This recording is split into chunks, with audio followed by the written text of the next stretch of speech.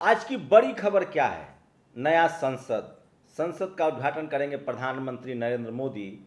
और सिंगोल, जिसको सम्राट अशोक, चंद्रगुप्त मौर्य वंश, हिंदू धर्म से जोड़ा जा रहा है।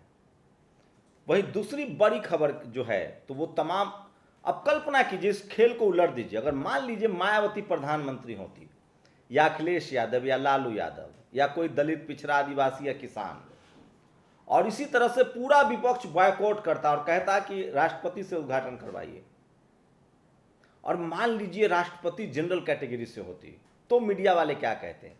अभी मीडिया वाले, टीवी अखबार वाले कह रहे हैं कि पूरा विपक्ष संसद का अपमान कर रहा है, लोकतंत्र का अपमान कर रहा है, प्रधानमंत्री का विरोध नहीं कर रहा है।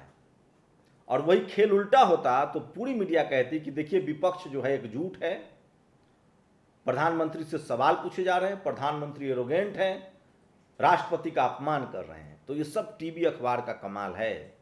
तो कहते न, जिसकी लाठी उसकी भैंस। जिसके पास भैया टीवी अखबार है, जिन जातियों के पास, जिस समाज के पास, उनका बोलबाला है। जिस समाज के पास टीवी अखबार नहीं है, वो बेचारे सोचे समझे।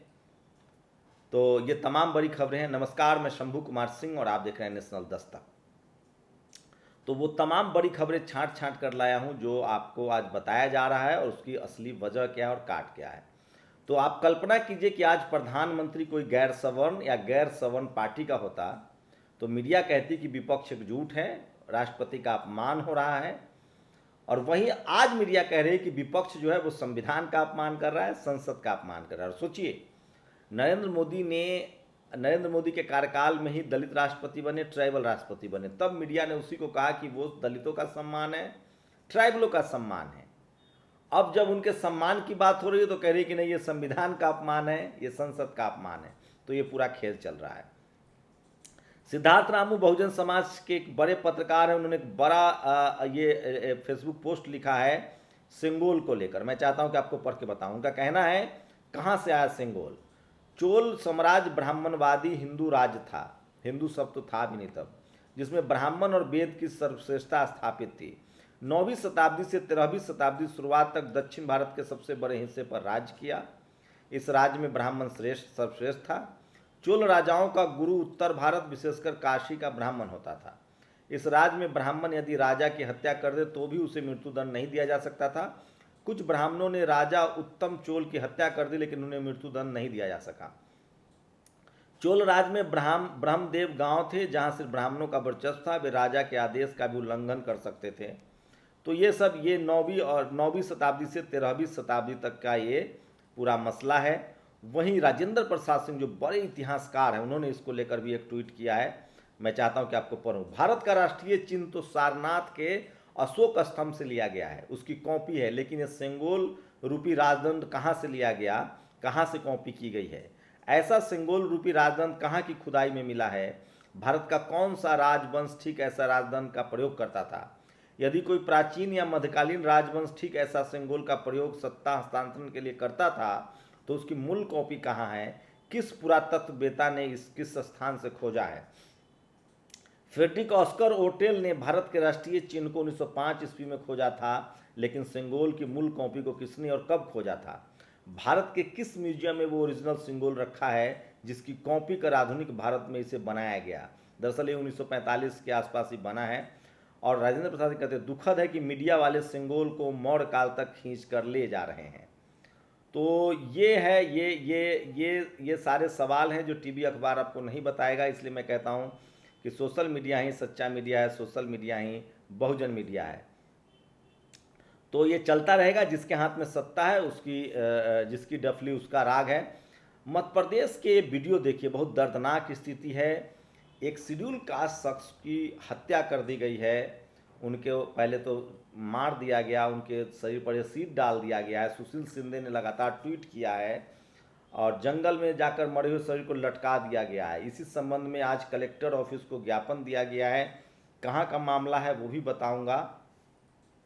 तो ये खबर है जो सबसे खबर है। संजय सिंह ने पोस्टर लगवाया, ये 5 गज, संजय सिंह से 5 गज की दूरी बनाए रखे वरना ईडीबी का छापा पड़ सकता है। वहीं अखिलेश यादव ने नाले पर दहला मारा है। उन्होंने कहा है कि अगर सेंगोल सत्ता हस्तांतरण का केंद्र है तो इसका मतलब है कि बीजेपी अब 2010 में प्रवेश कर चुकी है और उसके जाने का समय आ गया है, इसीलिए वो सत्ता हस्तांतरण के प्रतीकों का इस्तेमाल कर रही है। भाजपा सरकार 10वें वर्ष में नहीं, अपनी सत्ता के अंतिम वर्ष में प्रवेश कर गई है, इसलिए भाजपाइयों से ज़्यादा भाजपा सरकार से त्रस्त जनता के लिए हर्ष का विषय है। जनता ने भाजपा की विदाई गीत तैयार कर लिया। अखिलेश यादव ने सेंगोल को लेकर भी ट्वीट किया है, जो मैं आपको बताऊंगा। और सरकार किसी की भी हो, जब SC ST OBC लीडरशिप वाली पार्टियों की सरकार में जब इस तरह के करतूत हो ना, तो और ज़्यादा आलोचना करनी चाहिए। कांग्रेस बीजेपी का तो ट्रैक रिकॉर्ड रहा है SC ST OBC के हक अधिकार छीनने का, लेकिन तमिलनाडु में DMK की सरकार है, वहाँ भी अगर कार्रवाई नहीं होती है तो इसकी जिम्मेदारी कौन लेगा। सीने पर बाबा साहब का टैटू देख पुलिस ने छाती पर मारी कैलाश। तमिलनाडु में दलितों के साथ ऐसी दरिंदगी। स्टालिन को कड़ी कार्रवाई करनी चाहिए। मैं फिर कह रहा हूं कि सिस्टम में जो जातिवादी लोग बैठे हुए हैं, मनुवादी लोग बैठे हुए हैं, उनका इलाज तभी होगा जब उनको कॉन्स्टिट्यूशन के हिसाब से, संविधान के हिसाब से सजा मिलेगी। और वो तब जरूरी है जब इस देश में डाइवर्सिटी होगी और हर पद पर, हर जगह पर तमाम जाति और धर्म के लोग बैठेंगे। भारत के इन राज्यों से आते हैं तो ऑस्ट्रेलिया की यूनिवर्सिटी में नो एंट्री। आप सोचिए, प्रधानमंत्री मोदी के ठीक दौरे के बाद ये बड़ी खबर आई है कि उत्तर प्रदेश, गुजरात, हरियाणा, पंजाब, राजस्थान और उत्तराखंड के अगर आप हैं तो आपको ऑस्ट्रेलिया की यूनिवर्सिटी में एडमिशन नहीं मिलेगा। और पीएम को जान से मारने की एक शख्स ने दिल्ली में फ़ोन कर दिया, वो शख्स पकड़ा गया। कहा जा रहा है कि वो 6 साल से बेरोजगार था और नशे का शिकार था। मैं नहीं कह रहा हूँ, ये खबर चल रही है जनसत्ता पर। भारत समाचार ने भी एक खबर बताया है। देखिए, आजम के खिलाफ FIR कराने वाले अधिकारी का बड़ा बयान।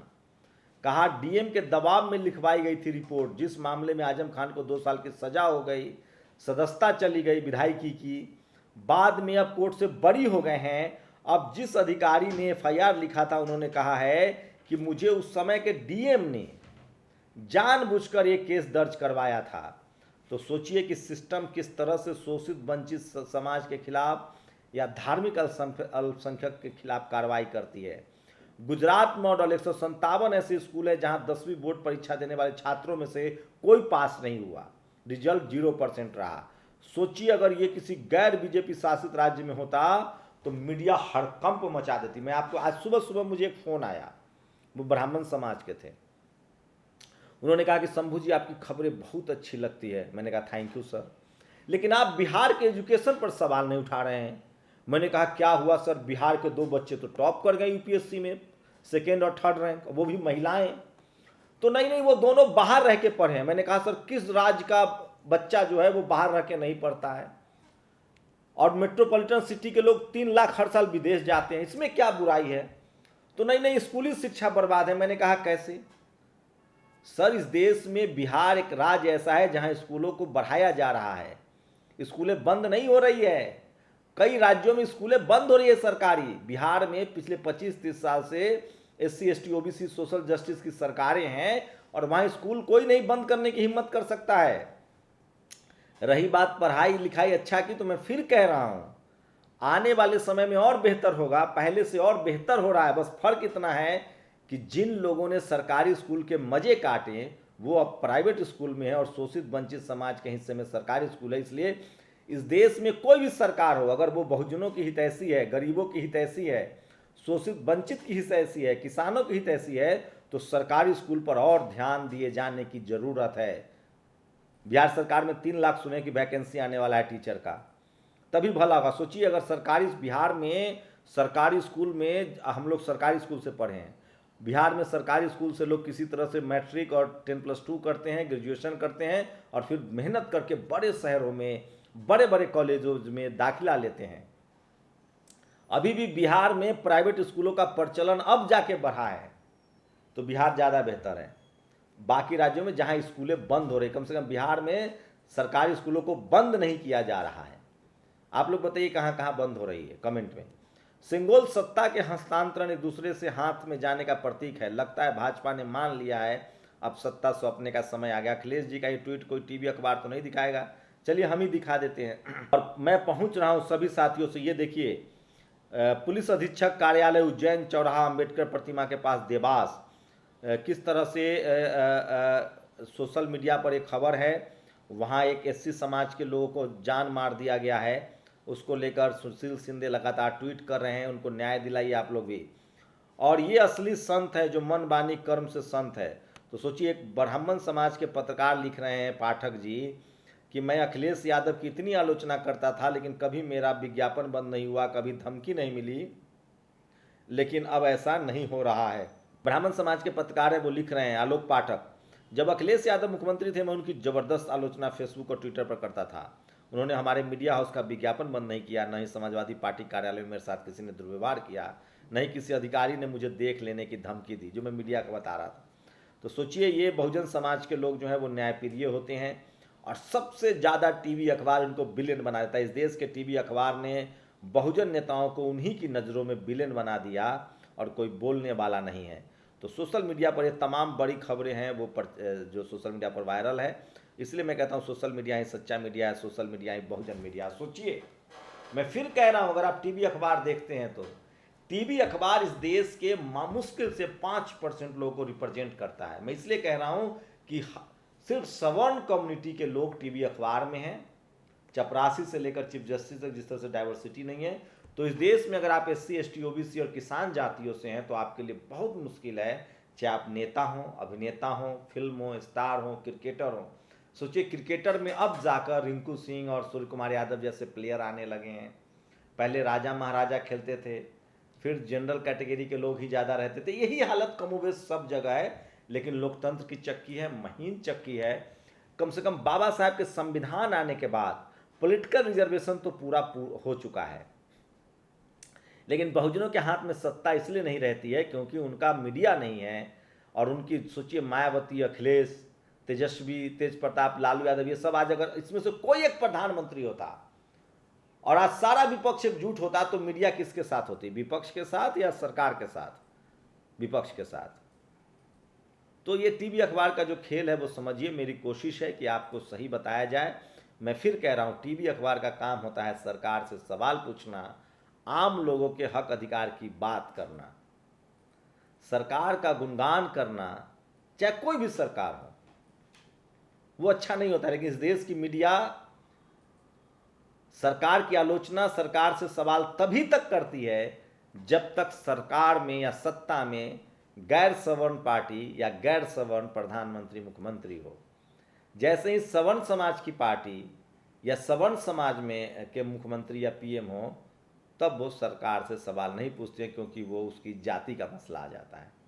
तो मीडिया गोदी मीडिया नहीं है, मीडिया मोदी मीडिया भी नहीं है, मीडिया जातिवादी मीडिया है। इसका सॉल्यूशन यही है कि जब तक वहाँ रिजर्वेशन नहीं होगा, शोषित वंचित किसान समाज की महिलाओं की भागीदारी नहीं होगी, तब तक ये सब चलता रहेगा।